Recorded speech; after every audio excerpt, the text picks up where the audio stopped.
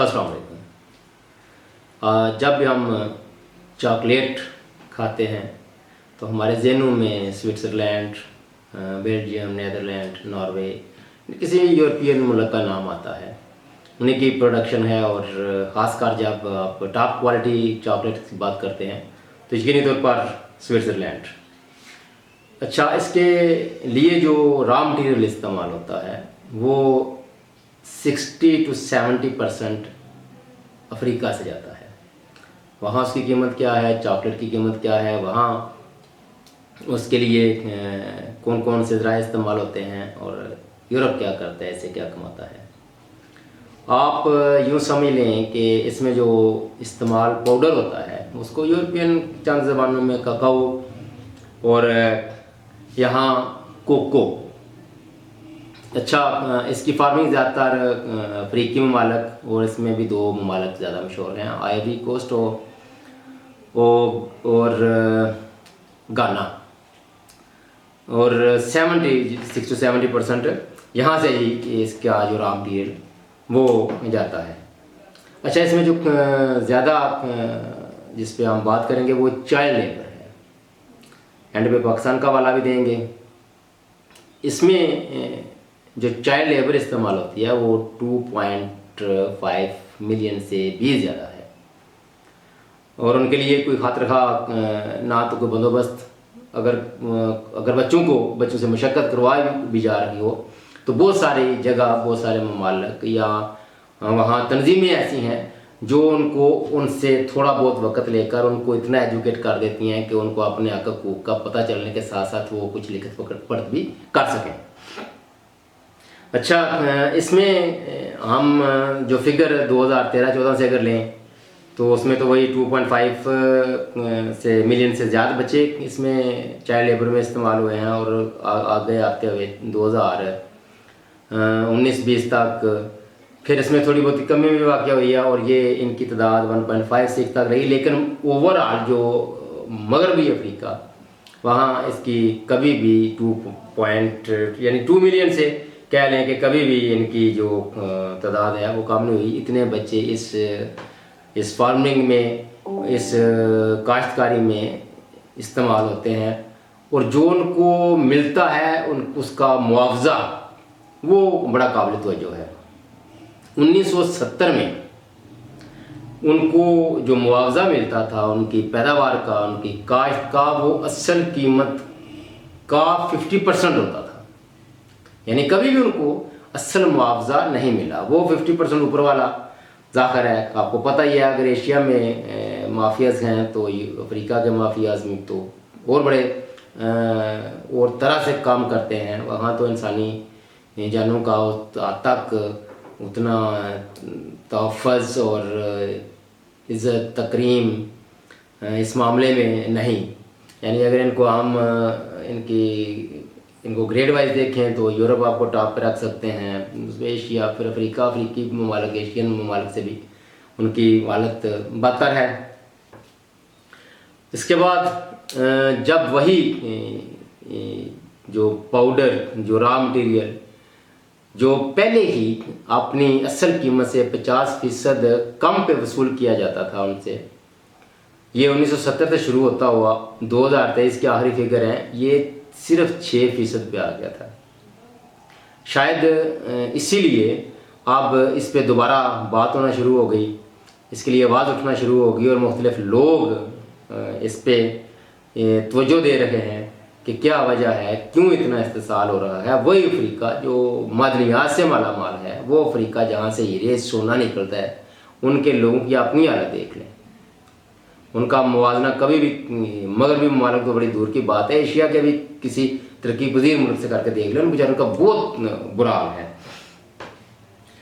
और ये जब चॉकलेट फैक्ट्री में बन के आपके सामने, आपके मुंह तक आता है तो इसकी प्राइस जो है वो आखिरी चंद सालों में 14% बढ़ चुकी हैं। ये याद रखना, आपको कीमतों में जो इसका इजाफा है वो 14% सुनने पर शायद इतना कुछ ज़्यादा इजाफा ना लग रहा हो, लेकिन आपने देखना है कि जो उनकी असल कीमत उस रॉ मटीरियल की है वो पहले भी 50% थी, फिर 50% से कम होती हुई 2023 तक वो 6% रह गई है। तो अब उसका प्रॉफिट जो आपने देखना है कि वो कितना बनता है। इस तरह इस्तेसाल होता है गरीब ममालिक का, इस तरह से अमीर ममालिक गरीब ममालिक के वसाइल को लूटते हैं। ये है तरीक़ेकार। और इसमें फिर बच्चे जो इस्तेमाल होते हैं, और इन बच्चों में भी 40% बच्चियां हैं जिनकी उम्र 12 से 14 साल है। आप सब्र करें, आप अपने बच्चों को दिमाग में ज़हन में रखें, और जिनकी उम्र 12 से 14 साल और बेखसूस बच्चियां हों, आप उनसे कितनी मशक्क़त करवाते हैं बाहर आउटडोर।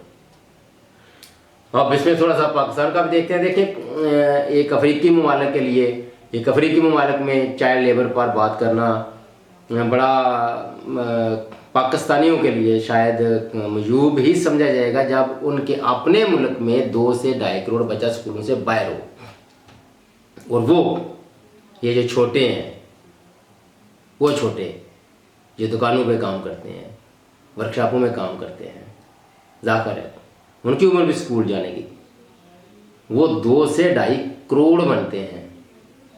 उनकी तरफ भी तवज्जो देनी, उसकी तरफ ध्यान किसने देना है। ठीक है, ये मैं इस पे बात कर रहा हूँ, लेकिन हमें अपने उन सारे बदकिस्मती से हम सारे ही जो गरीब मुल्क हैं और तरक्की पजीर और गरीब ममालिक हैं, इन सब को और यहाँ की आवाम को बिलखसूस सब को मिलकर अपने हकूक़ के लिए मेरा ख्याल है जद्दोजहद करनी चाहिए।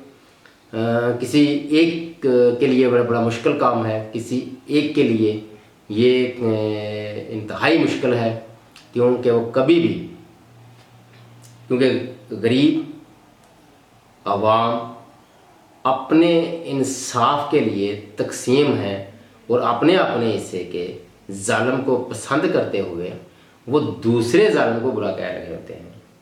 कभी भी ये ज़ालिम को सिर्फ ज़ालिम नहीं समझते, ये सिर्फ उसको ज़ालिम समझते हैं जो दूसरों पर जुल्म करता है। अगर वो आपका हाथ बटाता है और आपके कुछ काम आ जाता है तो आप उसको ज़ालिम नहीं समझते। शायद इसी वजह से गरीब ममालिक के अवाम और गरीब ममालिक कभी भी इंसानी वाले से, जमहूरी वाले से, इखलाकी वाले से वो मुकाम हासिल नहीं कर पाए जो शायद आज मगरब कर पाए। देखें, इतने इस्तेसाल के बावजूद भी आप मुवाजना कर सकते हैं किसी अफ्रीकी या एशियन मुल्क का इंसानी हकूक़ के हवाले से किसी मगरबी मुल्क के साथ? बिल्कुल नहीं कर सकते। आप जितने भी सर्वे देखेंगे, जितनी भी रिपोर्ट्स देखेंगे, वो यूरोपीय ममालिक में वो जब आपको इंसानी हकूक़ जमहूरी हवाले से, इक़्तिदार के हवाले से आपको कुछ सर्वे मिलेंगे या रिपोर्ट्स आएंगी तो यूरोपीय मुल्क टॉप ऑफ द लिस्ट होंगे। उसके बाद चंद एशियन मुल्क होंगे। अफ्रीका तो लोएस्ट पॉइंट पे होगा, मगर इस्तेसाल भी उसी लोएस्ट पॉइंट वाले ममालिक के लोगों का हो रहा है। कर कौन रहा है जो टॉप ऑफ दी लिस्ट होगा? इंसानी हकूक़ के हवाले से, जमहूरी हवाले से, जमहूरी इक़्तिदार वाले और इक़्तिदार की जो बात करते हैं। ये सोचने समझने गौर फिक्र वाली बात है। क्यों? क्योंकि जब तक हम सोचेंगे नहीं, गौर फिक्र नहीं करेंगे, हमें कैसे पता चलेगा कि ये जो खुद से ही टॉप ऑफ द लिस्ट है बुनियादी तौर पर वो इस काबिल भी नहीं, जो आपको आपका मुआवजा नहीं देता, जो आपकी मजबूरी से फ़ायदा उठाता है, वो कभी भी तहज़ीब याफ्ता नहीं हो सकता। वो भी कैसे सकता है? तकलीफ नहीं। अल्लाह हाफ़िज़।